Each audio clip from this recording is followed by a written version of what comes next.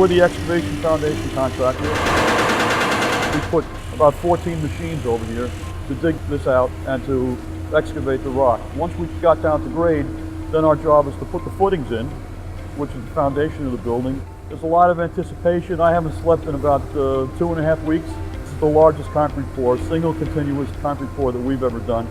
And according to the concrete companies that we deal with, they say that they think it's the largest one ever in Manhattan. It is 4,200 yards. It's a big one.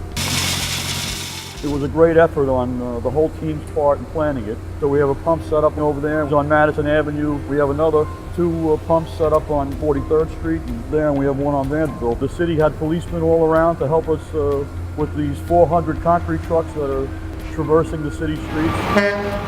I pride myself in always having a plan B, but there is really no plan B today.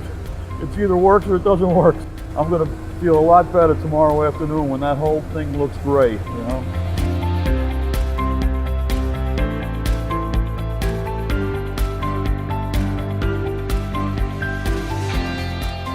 crew that I have here, they're unbelievable guys, and I couldn't do it without all the people that are behind me on this. Great team effort.